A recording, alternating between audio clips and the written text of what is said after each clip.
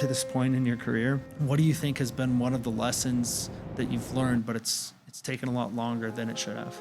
Maybe just don't let things fall to the wayside. Take advantage of every opportunity. But I think it's also really trust your gut. Say enjoy the journey, take the opportunity to learn and to see, or it goes by so fast, but that's what you remember.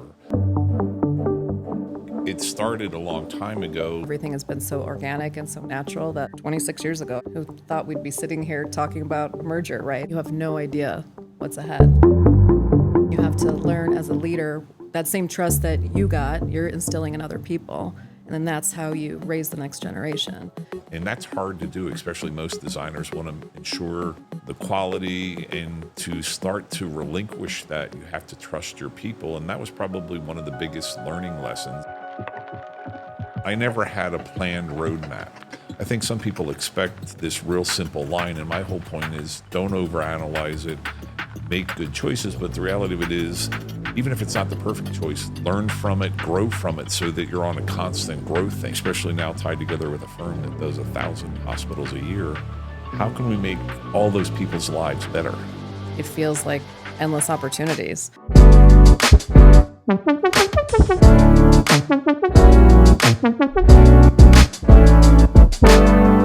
Before we jump in, I want to thank 5 companies that show up for this community: Gotham, Kelvix, Leadflex, Diode LED, and Tarjeti USA.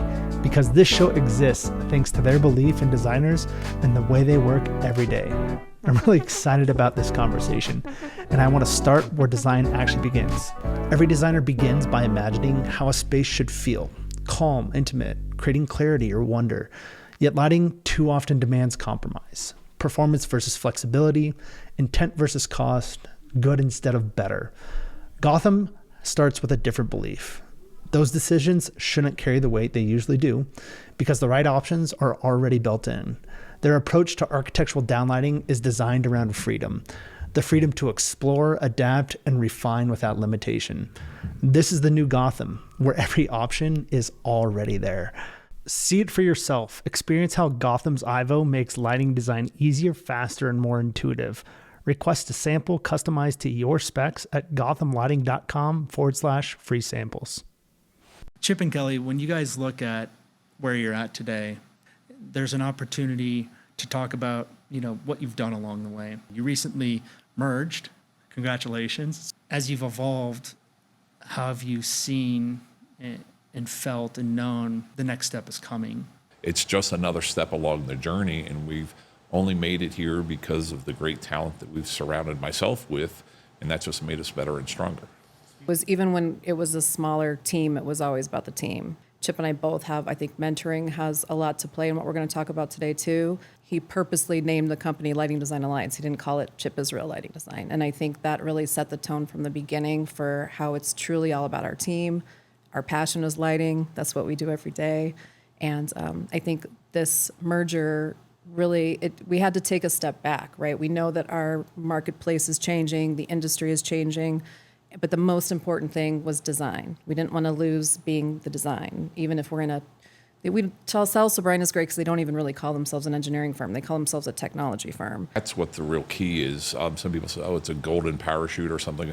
It's really not. It literally creates an opportunity. The marketplace is changing, the economy's kind of changing, and it creates a steady source for us in the future. So we get to do the jobs we tend to love, but it also gives us this opportunity to do a whole nother sector of work. So how do we get to be a part of that growth and truly still get to be the big design in this larger scale company? What started to make you think about this? What it could be? It's so easy to be stuck in everything you're doing and everything that needs to get done. It started a long time ago, and as a smaller firm, we're somewhat limited to the upward mobility of the people. Obviously, Kelly started and moved up and had a full studio underneath her. We now have the great opportunity or luxury of, we have probably 10 more Kellys there. Now, the only way that they have a forward or an uplifting career path is to expand. And it's really tough. And Kelly and I had a lot of, heart-to-heart discussion. I could never have done this without her. And in reality, if I walk away, it would be really tough for her to keep the company the same size, the same profitability, et cetera. But now we have this opportunity where we can actually grow and do the types of projects we love to do. And it's a firm that's big, but we're still small enough that we can have an impact to that. And that's what's really exciting about, this opportunity for all of us. I'm not under any contract, but yet I'm not walking away. So it's because, as Kelly said, this is really exciting, and I think it's really, really exciting for all of our junior and senior people in the firm. What do you think set the foundation for opportunities like this in building and growing what you have and what has now become part of something bigger? What was exciting for me is that was the first thing he said to me day one was you can create your own almost company within the company itself. Even though we were small at the time, it was really having trust and freedom to be able to take things and run with it, but know that you always have that safety net, right? Like you're always going to have the support of the senior leadership, even when I was a younger designer starting out. So you don't feel like you're ever just flailing out there, right? And it's all about trust, because that was the same thing as I grew in my career all those years later. I had to learn to let go, and you have to learn as a leader. It's so freeing when you do, because that same trust that you got, you're instilling in other people, and then that's how you raise the next generation. And I think that's what's always so exciting for us is we want to give them as many opportunities as possible, whether that's project leadership, whether it's mentoring other designers, whether it's, client relationships. Everybody has their strengths and weaknesses, and it's just how do we come together as a team to make sure that we're always lifting everybody up. What do you think drove Chip to want to be that way? Chip and I are pretty similar in the way that we are, we're very team people. I think whether that comes from, whatever background you come from, we had similar majors. We both like sports. I think it's such a collaborative, and we're both very creative people that I think that you have to see the bigger picture in all of this. And if you don't see the bigger picture, then it's stifling, whether it's design or just growing a business or any of those things. So I think that is where we're similar. There's other things we don't agree on sometimes, but I think that I was able to see that in him and learn from him in that way as well. What do you remember about that, the similarities that you guys to sync up on? I think we love what we do, and it really comes down to that. And the only way we can do it is to surround ourselves with the best talent.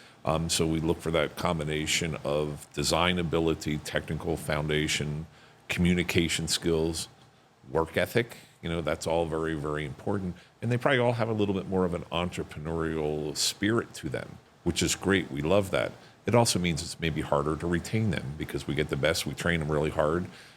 They've good, options for other firms or for themselves too, which is great. We know that we can't keep everybody in our firm, but we really try to treat everybody with respect. And as Kelly said, we give them the opportunities, and it's the ones like she has done that reach out, grab that, and run with it. We'll do the full support that have really flourished in our company. And I think that's what's so exciting about it. I see that happening for the next 10 or 20 years too. Where does the culture around the Lighting Design Alliance start, and how does it grow over time? Yeah, I don't know where it starts. I think it starts with you. Well, that's what I was going to say, actually, that it's the combination of the two. And that's what was most rewarding when we started this merger talk is we found out they have that same culture to it. And there's a couple of things we insisted to kind of protect our designers. And they said, exactly, that's why we want to partner with you. And then we're like, okay, this is the teammate that we want to be with and things. So it's once again looking for just good people. Maybe they're not the most, cloak and dagger designerish, but they have that balance I just talked about. They have similar, I'm going to call it spirit, similar views. We try to treat them like a family with respect, but at the same time, we're a business. We have to be profitable.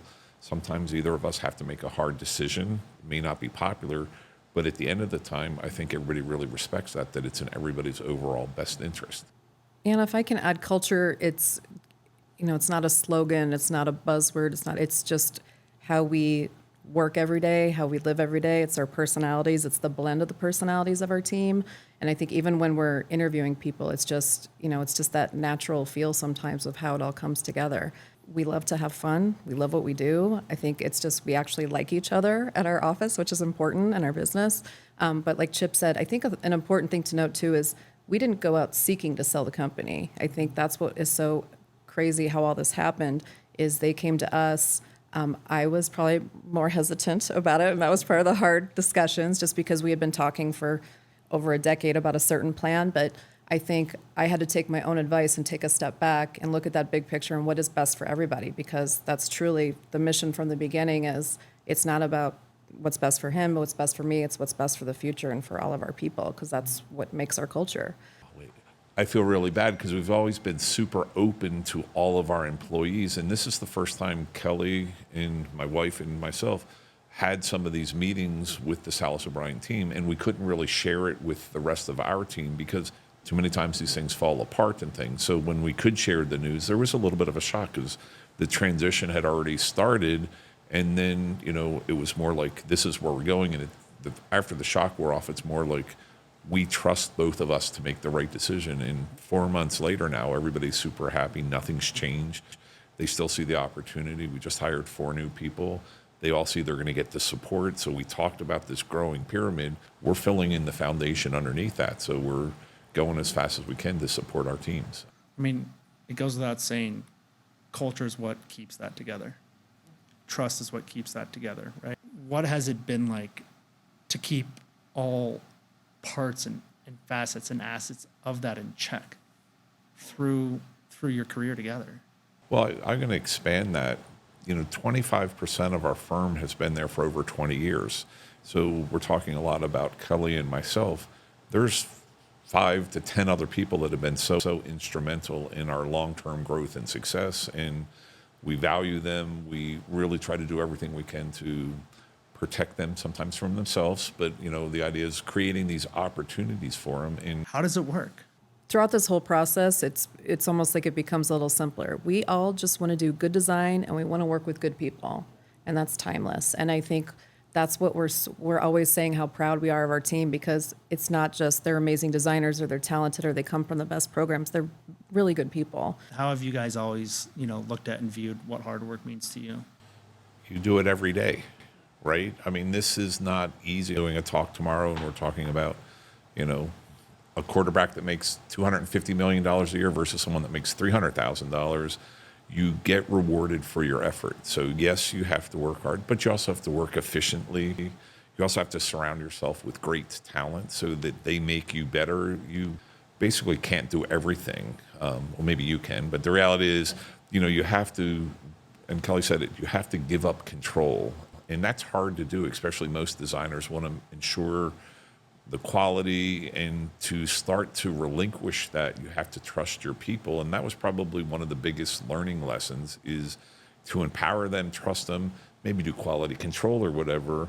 Sometimes let them make some mistakes on their own. Hopefully they turn or try to fix those mistakes rather than coming to us to solve those things, because then they just, if you will, elevate their education quicker and faster. Can you think back to any time where what might seem crazy is actually manageable, and this is good? Yeah, I'm not sure how to answer that. All I can say is I never had a planned roadmap. I never thought when I was in college that I was ever going to get outside of Pennsylvania. Okay, now I joke that I run out of pages in my passport. I didn't have the goal to own my own company. It just came out of the business and how things were going in the late 80s, or really more importantly, the early 90s, that kind of forced us. And it took a mentor that actually said, you need to go strike off on your own and I'll help you do it. And that was what was really important. So I think some people expect this real simple line, and my whole point is don't overanalyze it, make good choices. But the reality of it is, even if it's not the perfect choice, learn from it, grow from it, so that you're on a constant growth thing. Everybody thinks it's a straight line, and it really isn't. There's a lot of ups and downs along that way. And all you can do is just learn from it and grow.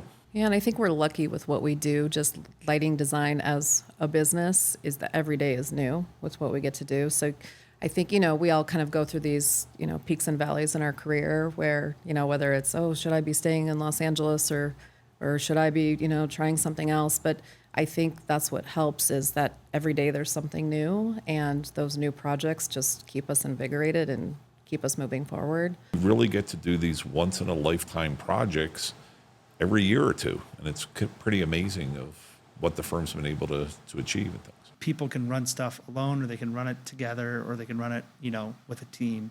And I might put you in a group of together as, co-CEOs and really growing this thing together. How do you complement each other's skill sets? We have the same big picture passion, but even within that, kind of world, we have different interests and different, not even project related, but just, I think we've worked together so long too, that we just naturally know Chip wants to take that, Kelly wants to take that, who is the best person to kind of fill in the blanks on these teams. And it kind of becomes natural. Yeah, it becomes natural and organic after time. Not about me. It's really more about seeing these people grow. And just as you'll see with your daughter, that's how you experience your life. And I don't want to say they're all my kids, but I do get a lot of pride in seeing them hit these milestones. They don't know where the top is yet. I think it's still way above what we've done in these new opportunities to create places when you think about human-centric lighting and how the impact we can have, especially now tied together with a firm that does 1,000 hospitals a year. How can we make all those people's lives better, whether it's the patients, whether it's the doctor or the staff or the families? I mean, we could have some big impact on society, which is pretty exciting. I also remember you handing me very important clients that I was like, wow, I'm Disney, and that was a big one. In particular, Chip had a long history with Disney, and there was kind of this after Grand Californian, and while we were doing Tokyo Disneyland, there was almost this transition that happened with that too. And I think that was almost like, I might not have verbalized it at the time or even recognized it, but it was almost like this, okay, I can do this and I'm going to run with this. But again, to know that you have, a partnership at some point where you always have someone there to bounce ideas off of, and someone that has the same values and the same design sense, and all of those things help too. It almost gives you that reassurance in order to make you feel free to take those leaps and to take those risks. I think part of growth is always taking risk. I'm curious to hear from both of you, what's it like for you to take risk? How do you process it and approach it? And when do you get the other one involved? There's two ways to do it. Is risk-taking can be terrifying, like probably as you're finding out, to grow our company, we've had to put our house on the line. Okay. So to me, that was motivation to make sure that it doesn't fail. Okay. But at the same time, I think you can also be paralyzed by fear of making a decision. So my wife, Lisa, says, I want 3 pro points of view, 3 cons. Just give me little bullet points and we'll make a decision. And once again, whatever it is, just go with it and make that work. I mean, you're talking about project work, right? There's other things that you've had to develop and take risk on too. Hiring people, keeping people, letting people go. Well, that's when we both have to get involved for sure. When it's anything that impacts the people, the business, big fees, things like that. We want to be at checks and balances as well. But I think we're both on a daily basis. We are good at being decisive and making quick decisions, and that comes with experience and trust, of course, with anything. But I think if it's anything that's a major risk, I mean, a merger, of course, is the biggest of all, anytime recently. But that's trust as well. I mean, if we didn't have those honest conversations and the respect, I mean, we might not agree on everything, but we respect each other. There's never a moment that I have ever felt disrespected by clients at work or anything. So I feel like we're very fortunate with that too. So I think it's just having those conversations, and sometimes they're hard conversations, but you can't be afraid to have the conversations. Otherwise, that's where.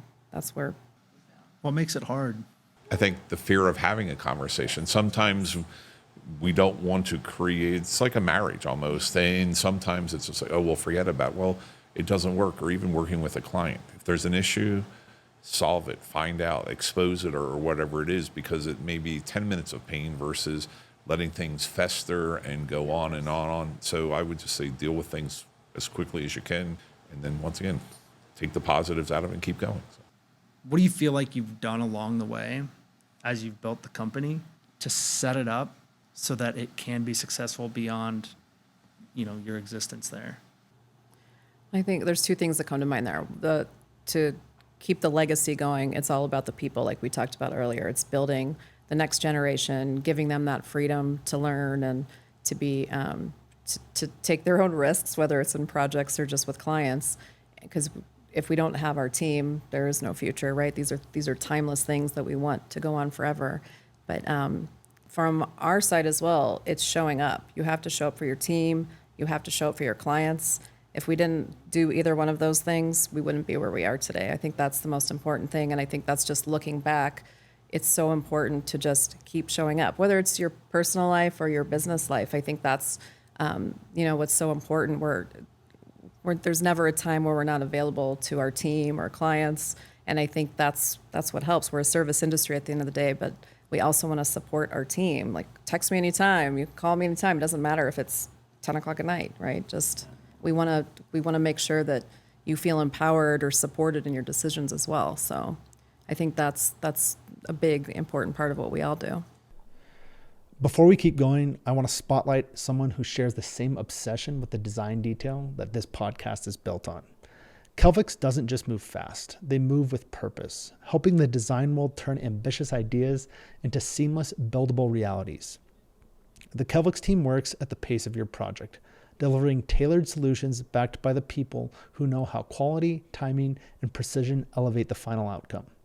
In every spec and every collaboration, Kelvix proves lighting is more than illumination. Lighting protects design intent, sharpens the details that matter, and brings spaces to life with clarity and ease.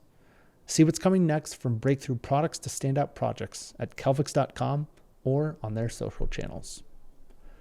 I also want to take a moment to share another company that I respect and enjoy learning from. At Leadflex, linear light is designed to do more than illuminate. It's engineered to shape how spaces are experienced. Rooted in British manufacturing, Leadflex works alongside lighting designers, interior designers, and architects worldwide, supporting projects where detail, precision, and execution matter. They're not just a manufacturer, they're a technical partner, providing bespoke solutions, rapid prototyping, commissioning, and long-term support from early concept through final handover. If light is integral to your architecture, choose a partner who stays with the project and learn more at leadflexgroup.com. There's also one more company that I want to introduce you to because they consistently show up where it matters. I know, and you know, every designer knows the success of a space depends on actually what shows up on site. And that's where Diode LED comes in. Lighting performance isn't an add-on. It's the foundation of every successful linear lighting project. Designers need solutions that carry ideas smoothly from specification through installation. And Diode LED is built to support that reality. With industry-leading inventory, reliable delivery, and responsive support, Diode LED keeps pace with real project timelines, not theoretical ones. Real solutions for real projects, no matter the scale. Learn more about what's happening in Reno, Nevada at diodeled.com. Pretty neat, huh? All right, let's get back to the conversation. I mean, I feel like it's easy to say, harder to do, right? I mean, just show up. It's not that hard, right? But showing up's really hard. I mean, that's baked into clearly your culture and the foundation of why the two of you have worked together and what you guys have built, right? You care. You want to do the right thing, right? You only get one shot. And I think it's even more so. We're probably the only lighting firm, or maybe larger one, that doesn't have a marketing department.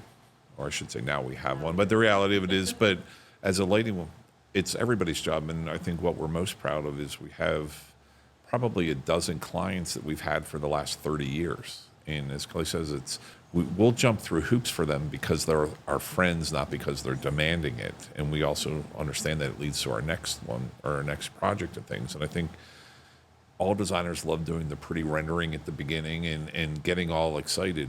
It's doing the dang, RFI at the end of the job that, I don't want to deal with that. Well, the quick response, because the guys in the field need it, that's just as important as that rendering in the beginnings. You talked about at the start of our conversation, the world's changing, technology's changing, the marketplace specifically is changing. What changes within the four walls of LDA in terms of future-proofing it? I think just being responsive to what's going on out there, the way certain companies, or I should say owners, are going out to bid on jobs. It's not the strict design, bid, build types of jobs. So there's this whole idea of putting together turnkey types of projects. How do we start to deal with that? The integration or the adoption of AI. I mean, as a small firm, we could dream about it. Now we actually have an AI department that will allow us not to do design, but to do the repetitive types of things. That's kind of really exciting. But the biggest change I've seen in the marketplace from an ownership standpoint is before, if there was an issue on a job, everybody would jump on the end, figure it out and fix it. And clients always had contingencies to, if you will, pick up the last 5% or the quick changes at the very, very end of the job. Now what I've seen in the last 2 or 3 years is, okay, you've made a mistake. Who made the mistake and who's going to pay for it? Or thanks for fixing it, but who's going to pay for it? So there's this generational shift. I'll blame it on architects and probably won't be popular, but during the 2008 downturn, architecture took a huge beating and developers kept asking for more and more and more from the architects without raising their fee. And then when we came out of that, the fees never went back up. And it's still at that point. They want fly-through renderings. They want all of that. And it's lost a little bit of that professionalism of the architectural firm. It's an interesting dilemma, right? To say like specialties are more relevant than they've ever been. My curiosity is, if you're 40 to 50 and the best way for you to future-proof is, a combined set of resources, that's a lot of effort in and of itself. And if there's 500 design firms out there with 10 or less people, are they deer in the headlights? Or is there, yeah, that's my question. People have to do what is right for them. There's, I know one lighting designer that all they do is conceptual design and mark up plans. And they have the best lifestyle for them, but they can't compete on a big job because they can't produce. Or there's certain people that don't want to do Revit, okay? And that somewhat limits them. There's also another firm that, the principal only would go to the client meetings because he was afraid that the other design members would steal them. That was perfect for that person. We're not that way. We want to be really more inclusive, that we take the junior people with us because that's the only way they're going to learn. Now there's always a danger they could quit and steal that client or whatever, but it's a risk we're going to take. So you have to do what you're comfortable with. I think our model's working perfectly for us and our staff. That doesn't mean it works differently. There's bigger firms than us and there's smaller firms, as long as they're working for them and their marketplace and the types of jobs they want to do. And I think if we're doing our job and our goal is to just keep getting better and better and improving at all times, then we're just helping everybody out. It doesn't matter if you're a 1-person firm, 10-person firm, 100-person firm. If we're all doing our best and we all have the passion and what we do is such a value for just how everyone lives every day, I think if we just keep doing our jobs in that way, then we're all helping each other. And that's how it's always felt, even before we went through a merger process. It feels that way because it's so natural to you both, right? When you look back on that, what's something that you can remember where you were most excited, but also, and then another moment where you were probably more nervous than you were comfortable? I don't think there's anything that we've regretted. We've always tried to be responsible, and I'm going to say, treat our employees just like we do our clients with the most respect, and, But I think Chip's you're being very humble with that, because I think everyone in our industry knows, whether it's education, growing the next generation, all of these things, it's just it's a natural thing for him. And we all have different ways of wanting to give back, whether it's at our alma mater and within our design community or within our local communities. I think he set that tone very early on, and that's why we have so many like-minded people that just want to do those things, which makes it feel natural. So up to this point in your career, what do you think has been one of the lessons that you've learned, but it's it's taken a lot longer than it should have. I know that's taken longer, but we always try to do what is right. And I think trying to instill the spirit to volunteer or to give back isn't adopted by all of our employees. And sometimes I get frustrated with that.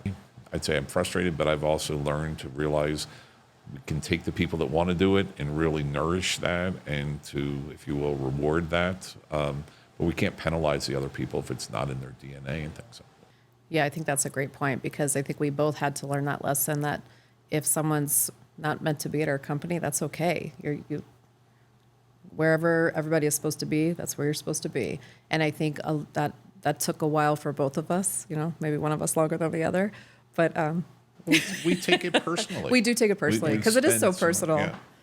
I mean, it's hard. It's a small business. Yeah. Your friends, your family, your coworkers, and it's like, well, I'm like this. Why aren't you like that? I think one of the most interesting things to me about business is, short of moving companies every 2 years because you're moving the same set of, performance metrics through it. The only way to learn is to be in it. I think it's just, it's inevitable. The best business education, MBA, growth opportunities come from getting throttled. And what's crazy is you don't even realize you're getting throttled till it's all over. I admire a partnership in business wherever it is, and you guys have one, and I think it's really cool. So it's I don't know, it's kind of interesting to hear that whether you go at it alone or you go it together, the people thing's always kind of hard to figure out. Yeah, it is. It's everything. It's if you don't have that, I think that's what's so interesting. We're in a creative field, and speaking to what you just said, none of us went to business school, right? So you're in it, and you just have to dive in, and whether that's confidence, experience, all these things. If you don't have the people on the team, then what are you doing? I want to take a moment to recognize a team that understands what every designer already knows. Light isn't a fixture, it's the soul of a space.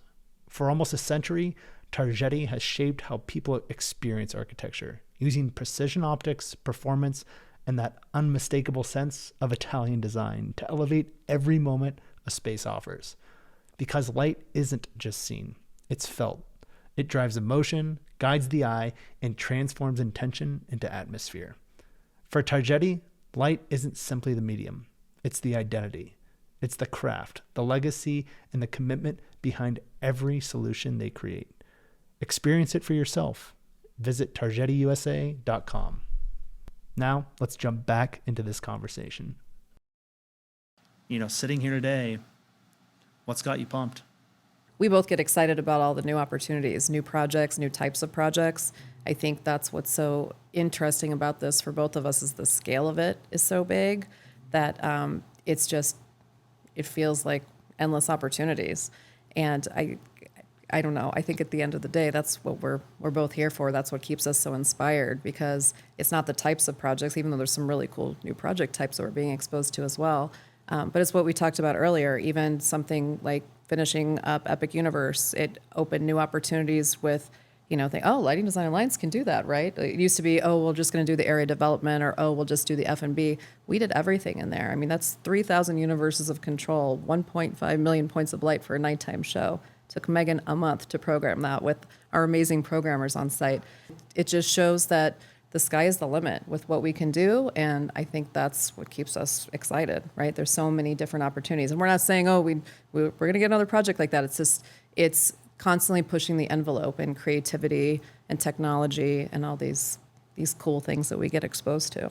Do you imagine what's next? Do people come to you and challenge you? Well, what can you do now that you've done this? Sure. Or do they say well, we've already got an idea? No, I think that's always the goal. Like, what's the next project? Because we don't just think, it'd be really cool to use that light on this project, or, I got to do this. I saw this cool thing. I want to do it on a project. It's all inspired by what the project is. What's the story? What's appropriate? Where is it? What part of the world is it in? Who's experiencing this? I think that's what allows our minds to really stretch and then see what's a cool thing that we can propose on this, and is it even possible? You're living in another universe. It's cool. Literally, yeah. In an epic universe, no pun intended. It's amazing. It's amazing to just try and think about how your next project's only just another better version from what you've done already. and not just doing it again. Well, and I think it got our whole team excited too. Everybody at some point was involved in the project, right? And I think that's what's so cool. Whether, it was a 7-year process. COVID, of course, made it stretch out a little bit longer. But being at the end of the project and bringing a lot of our team members there and being able to experience the project at night, whether it was seeing the nighttime show or riding a roller coaster or riding the carousel, I think all of those things, really getting to see it in person and to feel what all the people feel when they're there. Like the fact that there's YouTube videos about, and the Today Show was talking about our lighting was like, that doesn't happen. So I think that's what keeps our team excited, right? It's just like, I was a part of this. It's just being modest because, as you know, in the IES conference, 3 Disney people were the keynote speaker. And after I went up and talked to them, I said, just curious, have you been to the theme park? And the answer was, thank you. It's elevated the bar. Now they need to raise the bar. That's how impactful it is. And that's a compliment. I mean, how many times has that happened that, it really is like you're going to make a better, more experience, a greater experience for all their guests, which that's what this is all about, right? You pay $200, you really want that once in a lifetime experience there. So, well, and I predict it'll be like Disney Grand California with such an integrated team. 20 years after it opened, the entire design team got back together. Okay, that doesn't happen. Okay, that just shows you those relationships, those connections, and that's going to be the same type of project because it was, pretty magical how it all came together. So. What are you excited about? The next job. And I'll say that could be our next project that comes in, but our next role, I mean, it's been incredible, the IES conference, the ILD conference.